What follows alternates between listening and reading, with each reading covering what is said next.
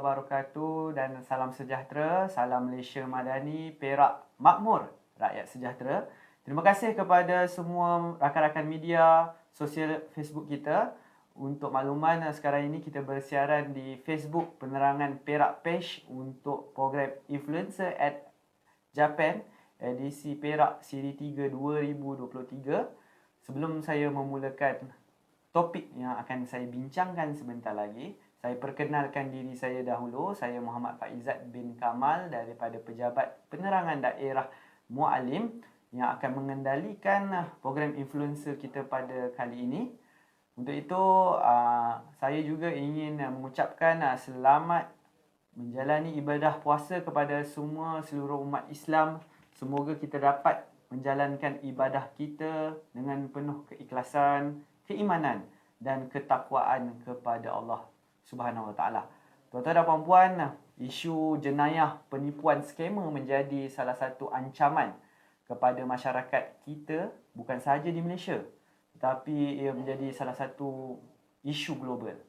Dalam usaha kerajaan untuk menangani ancaman ini, kesedaran masyarakat perlu dipertingkatkan.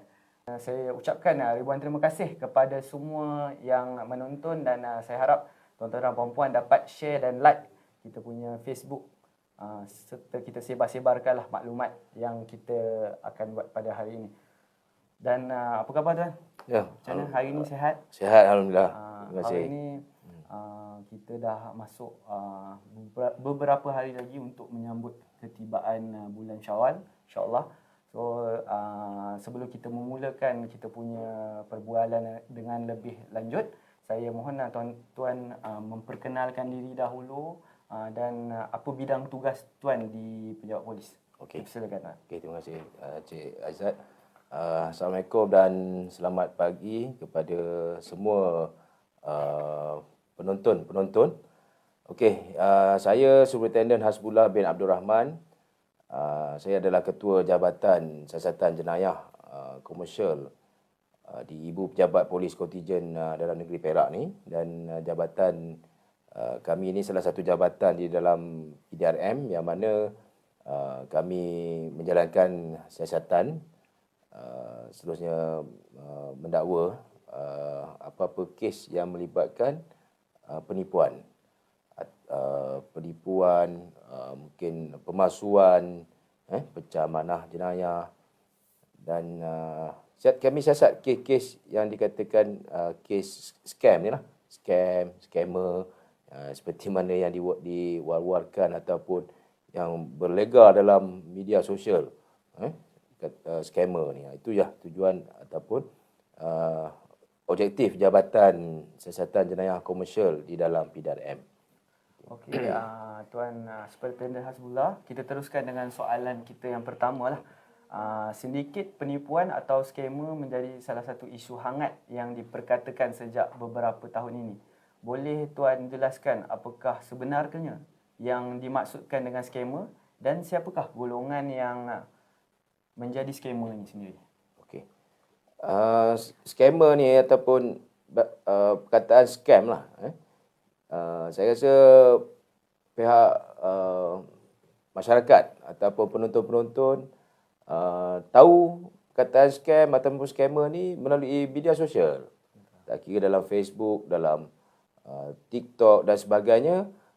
Even budak kecil pun, kanak-kanak, budak sekolah pun dah pandai dah sebut scam, saya kena scam, scammer, dia dah tahu dah. Baguslah benda ni sebenarnya. Pengetahuan ni diketahui daripada semua peringkat golongan. Dan scam tu sebenarnya bermaksud penipuan lah, tipu, tipu, penipuan. Dan dalam dalam konteks siasatan kita, memang kita ada siasat di bawah Seksyen 420 Kanun Kesiasaan, iaitu tipu. Dan untuk bahasa mudahnya lah kepada masyarakat, golongan-golongan yang bermain dengan media sosial ni, scam ataupun scammer tu dah menjadi satu perkataan yang sinonim dengan diorang, yang membawa maksud adalah penipuan. Dan penipuan ni sebenarnya bermaksud perdayaan yang dilakukan oleh sama ada individu ataupun kumpulan dengan tujuannya untuk mendapatkan keuntungan. Kita kata keuntungan tu dari dalam bentuk wang ringgit lah. Dalam bentuk wang ringgit ataupun harta benda. Dan perdayaan tu berlaku dalam konteks scam ni ataupun scammer ni secara bersemuka ataupun secara online, secara atas talian. Dan kebanyakannya sekarang ni boleh dikatakan kebanyakan kes yang berlaku sekarang ni penipuan secara bersemuka ni amat kurang. Amat kurang. Yang banyak berlaku adalah secara atas talian. Scam atas talian. Scammer atas talian. Scammer online. Penipuan atas talian. Penipuan secara online. Itu yang banyak berlaku. Dan siapa yang menjadi scammer ni? Siapa yang scam ni? Okey, dalam kami punya pihak PDRM punya berdasarkan statistik, siasatan, pengalaman dalam siasatan kita mendapati scammer ni boleh jadi sesiapa saja. Sesiapa saja yang mempunyai keinginan ataupun mempunyai peluang untuk melakukan aktiviti-aktiviti penipuan ataupun aktiviti scam ni. Okey. Kita tak boleh nak point katakan pihak-pihak tertentu yang melakukan scam ni. Berdasarkan tanggapan ataupun siasatan yang kita lakukan, mendapati sesiapa saja yang ada peluang, kemungkinan pun moderator pun boleh jadi berpeluang untuk jadi scammer. Kalau katakan dia berniat, dia dah nampak berdasarkan dengan cara penipuan scam yang melalui hanya atas talian saja, yang boleh mengaut keuntungan yang banyak, yang boleh mengakibatkan kerugian yang banyak kepada pihak bangsa. Jadi sesiapa saja yang ada peluang, ada pengetahuan, dia akan mengambil kesempatan ini. Okey, saya cukup tertarik dengan jawapan yang Tuan berikan berkaitan dengan scammer tadi.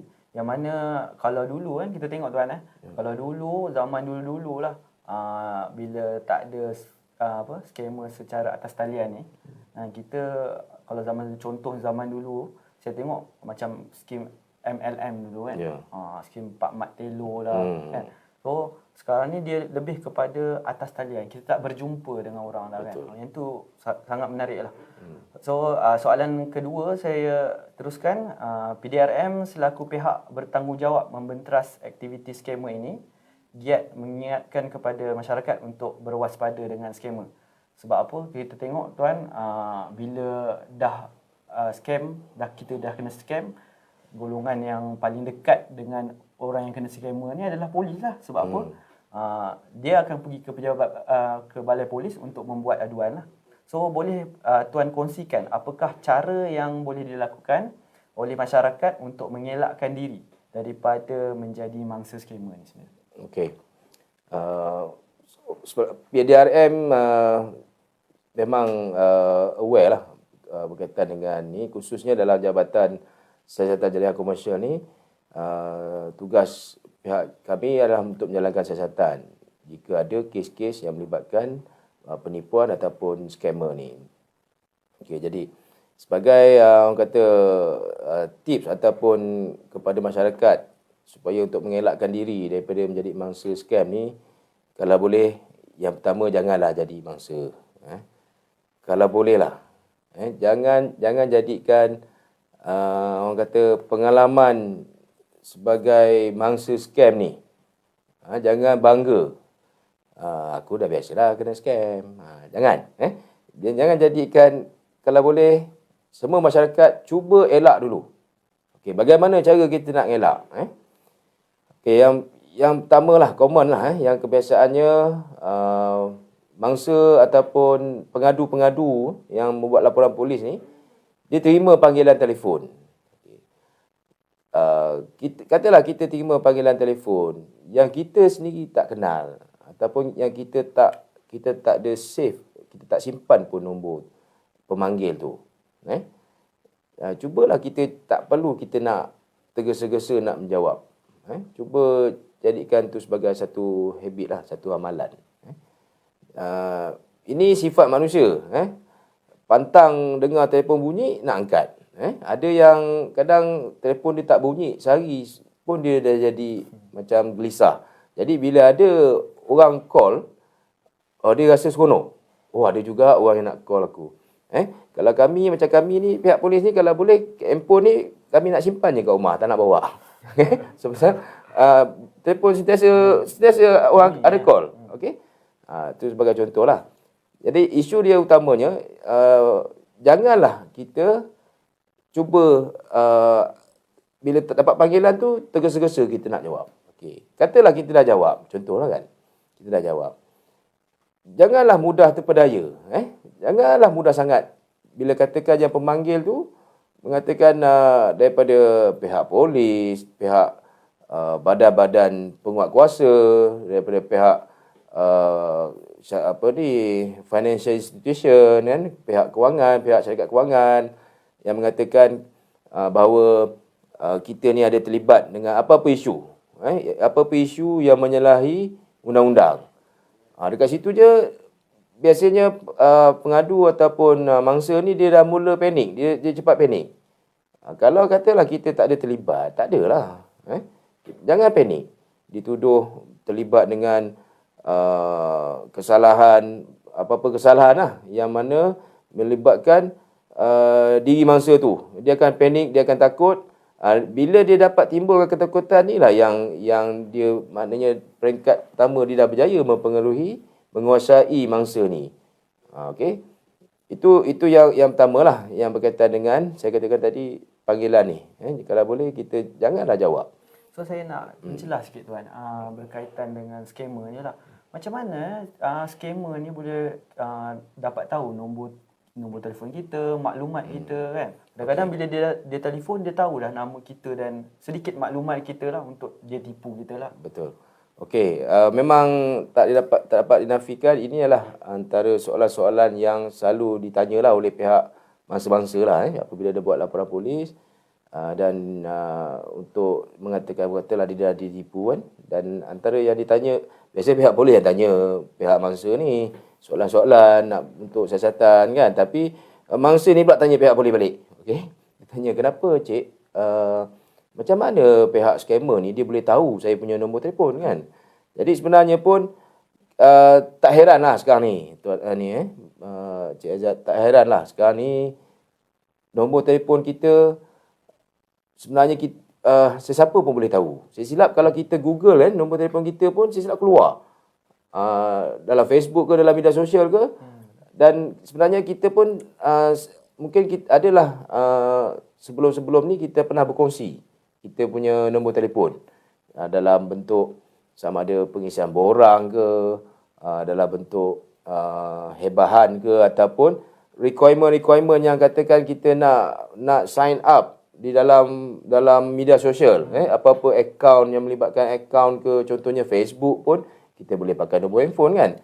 Jadi di situ sebenarnya tak heran. Dan sebenarnya pun kalau boleh masyarakat kita jangan jadilah bebanan kepada diri kita sebenarnya, dalam pemikiran kita. Kita nak pening nak memikirkan macam mana orang ni dapat nombor handphone aku. Jangan jadikan itu satu masalah yang berat. Jadikan isu yang dia kena tipu tu, macam manalah aku dah boleh bayar kat orang tu duit. Betul. Itu sebenarnya. Okey. Tapi macam tuan, saya nak tanya sikit lah. Macam mana kita nak mengelakkan lah, kalau contohnya kita dah dapat satu panggilan ni, kita nak mengelakkan daripada kadang-kadang kita kena dengar kan, orang cakap kan, sampai kita rasa, benda ni betul ni.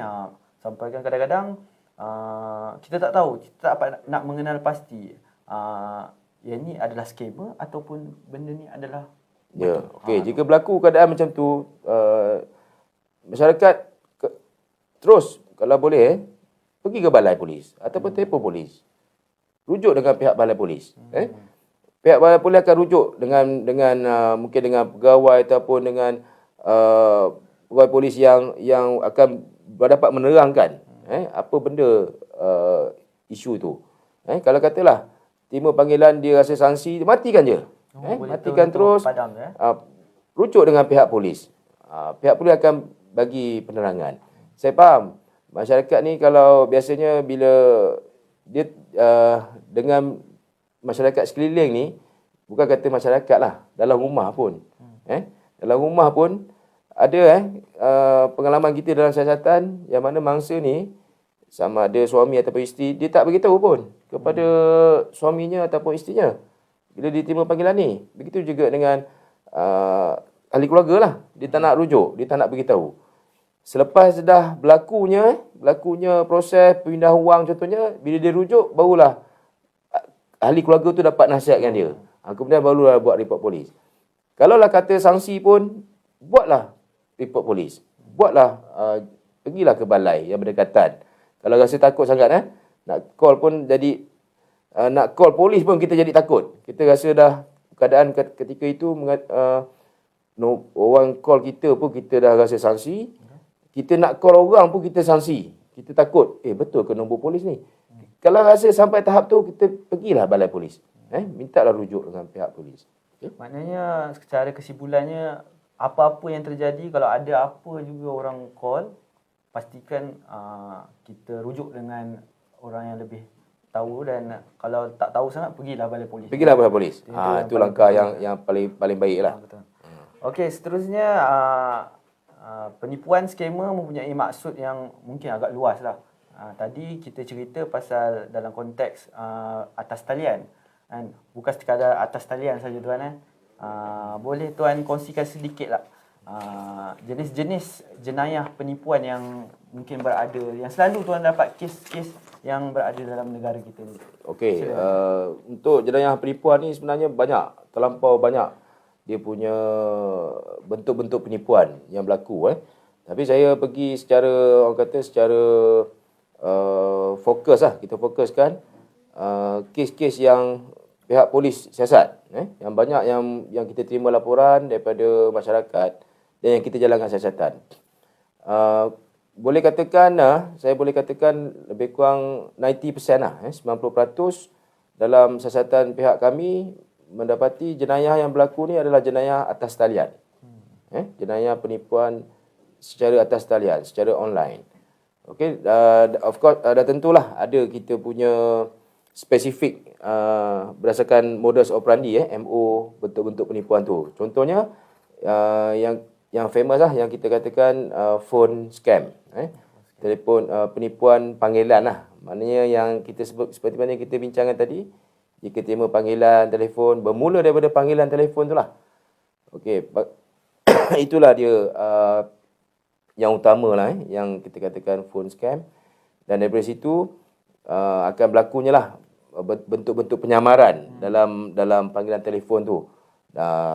Seperti menyamar pihak polis sendiri, menyamar pihak badan-badan penguatkuasa yang lain, menyamar sebagai pihak mahkamah, menyamar sebagai pihak yang menjalankan siasatan, untuk cara dia nak mempengaruhi mangsa-mangsa ni.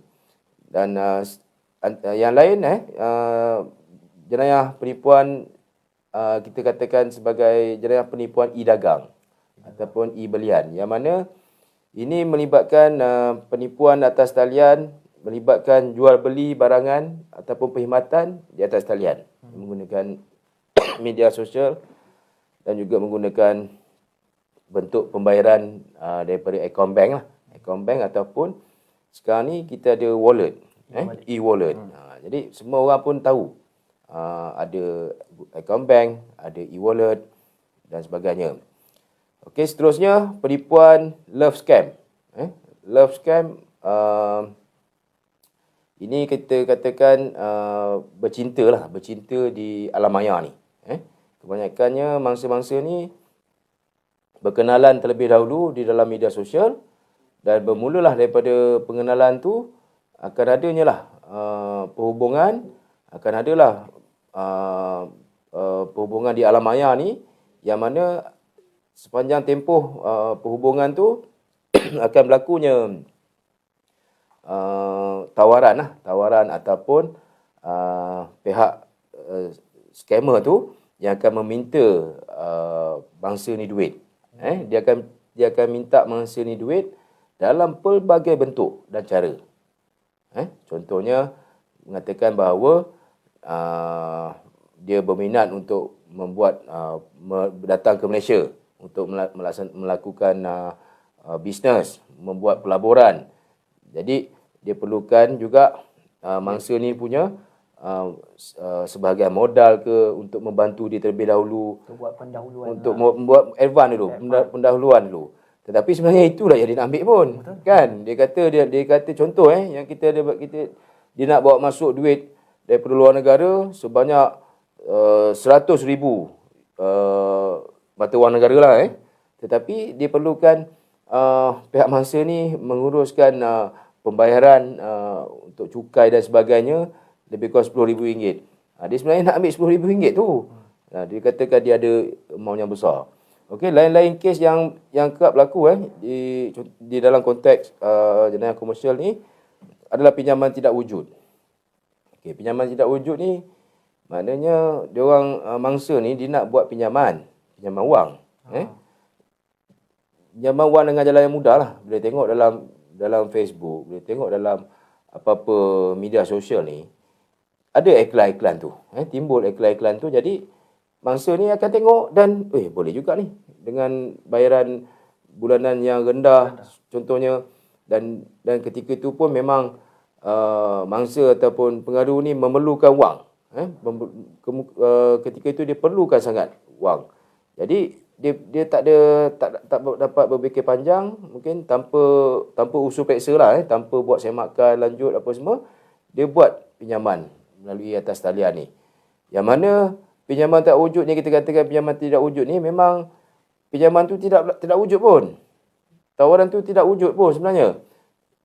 Tetapi pihak mangsa ni, dia kena semasa berurusan untuk mendapatkan pinjaman tu, kononnya tu, dia kena untuk bayar dulu. Dia kena buat bayaran dulu. Adalah, dia akan create lah. Kita pun boleh reka lah kan. Betul. Bayarlah ni yuran kertas pun kita boleh kata tu yuran. Betul. Faham tak? Apa-apa alasan pihak scammer dia create. Yuran peguam lah, yuran guaman lah, untuk sign SMP, untuk sign perjanjian. Dia akan create macam-macam alasan untuk minta pihak mangsa atau pengadu ni bayar dulu. Itulah yang dia nak ambil pun. Akhir sekali memang tak ada lah. Dengan pinjaman-pinjaman pun tak dapat. Memang tak ada. Nak pinjam RM5,000. Contohnya, saya bagi contoh, ada kes dia nak pinjam RM5,000. Tapi dia dah bayar tu sampai RM20,000.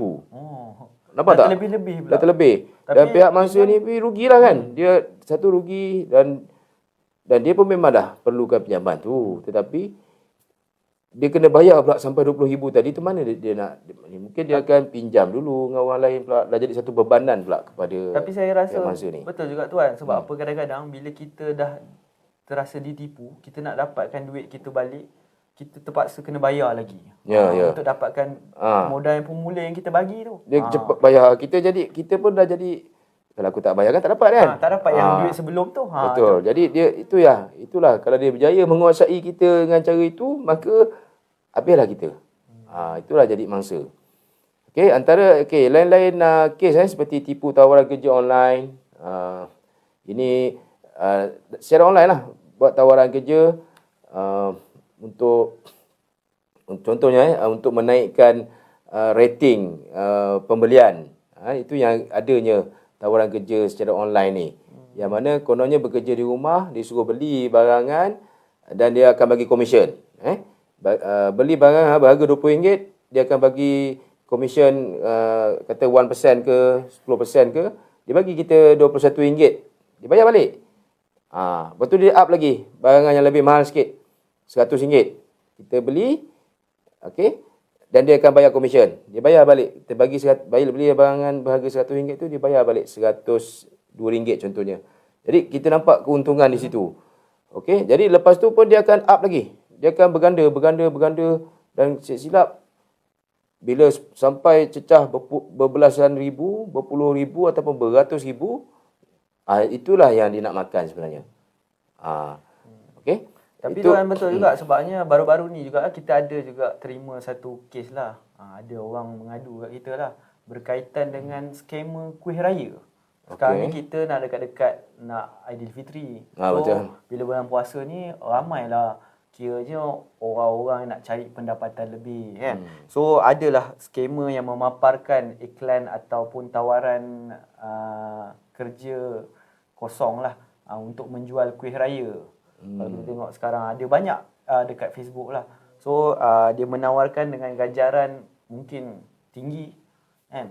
So ada yang mungkin nak cari pendapatan lebih, dia akan terima lah. So tapi dia suruh buat modal awalan dululah. So dia suruh kita bayar dulu, dan selepas kita dah dapat bank in, dia dah dapat dah bank in duit pendahuluan, dia pun lari dan dia terus blok kita. Ada juga kes-kes seperti itulah sekarang ni lah dalam musim-musim bulan puasa ni kan. Betul. Dia kita nampak jenayah scammer ni dia ikut peredaran masa, peredaran zaman, peredaran masa, dan dia tengok pada situasi ketika itu. Contohnya perayaan. Seperti macam Cik Izzat kata tadi, perayaan di bulan puasa nak raya ni, apa dia, kuih muih, baju-baju raya. Jadi MO tu sama je. MO tu still atas talian. Penipuan tu berlaku secara atas talian. Dan dia menggunakan musim perayaan tu, musim perayaan tu untuk melakukan aktiviti scam ni. Contoh lain yang kita ada apabila tempoh masyarakat nak membuat pembayaran cukai. Bila kan? Dia awal tahun kan? Sehingga bulan 4 kita silap saya kan, tempoh akhir untuk buat pembayaran cukai contohnya. Jadi ketika ini dia orang akan menggunakan pula lah pihak modus operandi, contohnya pihak LHDN. Dia akan katakan dia menyamar lah sebagai pihak LHDN. Memang ada dalam kita punya. Tapi betul tuan, kalau kita tengoklah tuan, pada bulan 1 sampai bulan 4 tu kan, sentiasa kita akan dapat call berkaitan dengan kita tak bayar cukai. Okay. So dia akan, yang peliknya dia ada je berhubungan dengan pegawai polis pula tu. Selepas selesai sahaja kita cakap, encik ada tunggakan bayaran cukai. So encik kena bayar. Lepas tu pergi pula dekat pegawai polis. Saya pun pelik. Itu pun satu. Okay. Ini pun kena ada pengetahuan lah. Kena ada pengetahuan kepada pihak masyarakat di sana. Kita tak adanya panggilan telefon ni nak disambung-sambung, lompat-lompat daripada pejabat polis, pergi ke pejabat bomba, contohnya pergi ke LHDN dan sebagainya. Tak ada. Kalau nak call lah direct. Nak sambung pun mungkin sambung dalam bangunan tu lah mungkin. Tak nafikan. Zaman cyber, zaman yang canggih ni boleh berlaku juga. Sebenarnya nak sambungkan antara jabatan lain ke jabatan lain. Tetapi di Malaysia ni sekarang ni, di di situasi sekarang ni, pihak PDRM pun pucuk pimpinan PDRM pun pernah memaklumkan, pernah mengutarakan dan pernah mewawarkan dalam sosial media, mengatakan bahawa memang tak ada kita nak sambung daripada jabatan lain terus sambung ke pihak polis. Betul, buat report secara online. Betul, memanglah dalam kita pun boleh buat report di mana-mana saja, tetapi kena ada logik dia lah, kena ada pengetahuan dia. Maknanya report tu sendiri tuan, maknanya kita tak adalah boleh nak buat report secara online. Memang ada ke report secara online tu sendiri? Setakat ni kalau untuk buat laporan polis ni kita perlu pergi ke balai. Sebaiknya kita perlu pergi ke balai, kerana selepas buat report tu kita akan berjumpa pula dengan pegawai penyiasat yang IO dia yang akan melaksanakan siasatan ataupun temu bual awal tu. Jadi sebaik-baiknya dalam siasatan pun kita perlukan kehadiran pengadu ataupun mangsa ni lah. So tuan, saya nak tanyalah sikit lah. Tadi kita cerita pasal scammer ni kan. Saya nak tanya tuan lah, dekat ibu pejabat polis sendirilah, anggota polis ni ada ke yang daripada cawangan tuan sendirilah, ada ke yang pernah kena scam juga? Okey, setakat ni alhamdulillah tak pernah lagi. Tak pernah lagi. Memang satu kelebihannya tak kira dalam jabatan kami ni, kerana pendedahan kita hari-hari. Pendedahan kita, kita terima report, kita buat siasatan, kita buat semakan report-report mangsa-mangsa yang kena tipu ni. Jadi daripada situ pun banyaklah pengetahuan ni.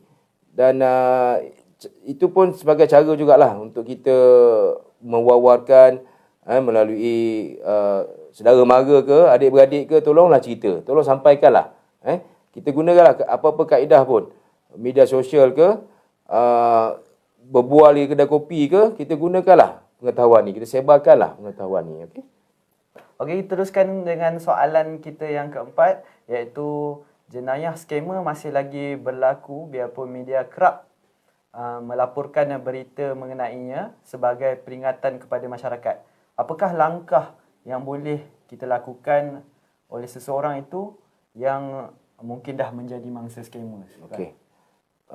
Baik, jika masyarakat lah ataupun individu jika menjadi mangsa, kalau boleh kita elakkan. Yang pertama tadi kita dah cakap, kalau boleh kita elakkan. Tetapi kalaulah katakan dah terjadi mangsa, apa tindakan yang perlu ataupun yang boleh kita lakukan di masa sekarang ni? Okey, pihak PDRN bersama juga dengan agensi Bank Negara telah membuat satu talian khusus, talian panggilan, iaitu 997. Okey, pusat dipanggilkan Pusat Respon Skam Kebangsaan, National Scam Response Center, NSRC 997. Panggilan ni khusus untuk pihak mangsa ni melaporkan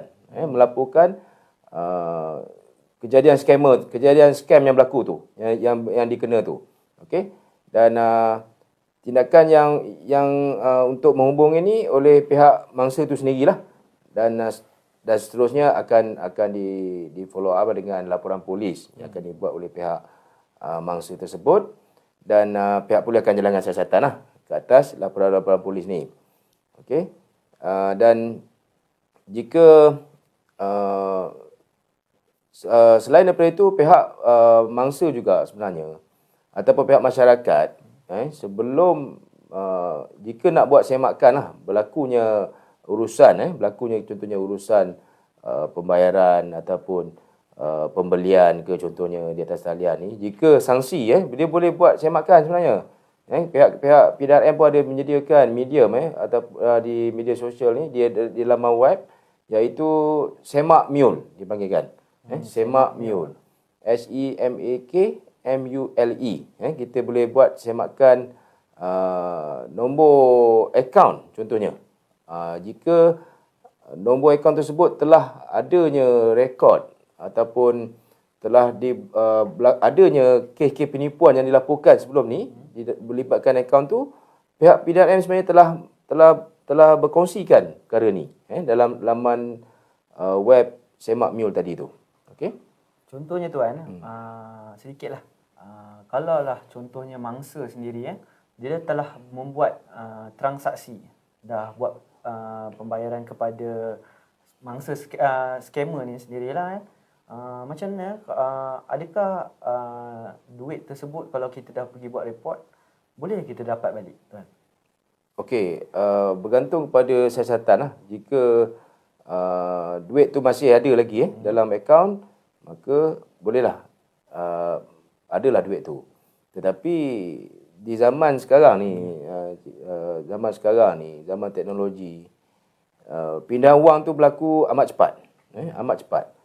Dalam sekelip mata je sebenarnya duit tu dah berpindah ganda.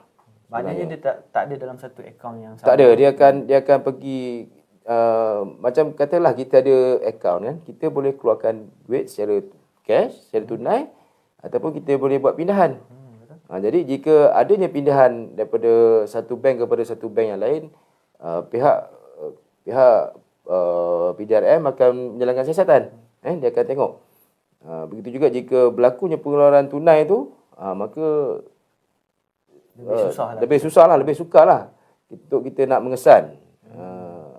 Dia panggil pengendalian wang tu lah. Tapi kalau dah kira dah menjadi salah seorang mangsa scam ni, kita paling penting kita kena buat aduan lah tuan. Okey, buat aduan. Okey, kita kemukakan bukti-bukti, nombor akaun yang terlibat, bila masa, tarikh dan sebagainya lah. Untuk membantu memberi maklumat tu kepada pihak polis supaya senang pihak polis menjalankan siasatan. Boleh fokus apa yang berlaku. Okay. Sebab apa tuan, kadang-kadang bila ada mangsa yang saya rasa ada mangsa yang kena scam, tapi kadang-kadang diorang segan nak pergi buat laporan polis. Dia malulah, rasa sebab malu. apa, bila kita buat laporan polis ni, kita dapat membantu orang lain yang belum kena penipuan lagi. Betul. Supaya pihak polis dapat menyiasat lah. So untuk soalan seterusnya, jenayah penipuan tidak berkesudahan lah menjelang Hari Raya Aidilfitri yang bakal tiba dalam beberapa hari ini tuan. Apakah nasihat yang tuan boleh berikan kepada penonton yang melihat kita ni untuk mengelakkan diri daripada menjadi mangsa scammer itu sendiri? Okey, baik. PDRM menasihatkanlah sebenarnya perayaan yang akan tiba ni, iaitu Hari Raya Aidilfitri. Bukan saja perayaan Hari Raya Aidilfitri lah. Semua perayaan lah. Tak kira lah apa-apa event ke yang akan berlaku. Nasihat PDRM supaya berhati-hatilah, khususnya dalam isu jenayah komersial ni. Jenayah penipuan atas talian, jenayah scam, jenayah scammer ni. Pihak PDRM ingin menasihatkan supaya pihak masyarakat semua berhati-hatilah. Berhati-hati dalam menerima panggilan. Menerima panggilan yang menyamar, yang memperdayakan kita, yang ingin menipu kita. Okey. Dan yang keduanya, pihak PDRM juga ingin menasihatkan kepada semua masyarakat supaya berhati-hatilah dalam penggunaan akaun bank ni. Akaun bank milik kita lah. Berhati-hati, maksudnya janganlah terlibat sebagai mule account. Jangan jadikan kita punya akaun ni mule account. Kenapa kita katakan jangan jadikan mule account ni? Kerana jenayah-jenayah atas talian ni, jenayah online ni, jenayah penipuan atas talian ni, dia melibatkan pengaliran wang ataupun pindah wang daripada akaun mangsa tu sendiri ke, ataupun pihak mangsa ni memasukkan wang ke dalam akaun yang diberikan oleh pihak scammer ni. Jadi kita sebagai pemilik akaun ni, kita ada akaun bank kita sendiri. Jadi kita kena hati-hatilah. Jangan sewenang-wenangnya kita nak mendedahkan maklumat perbankan kita ni kepada orang lain.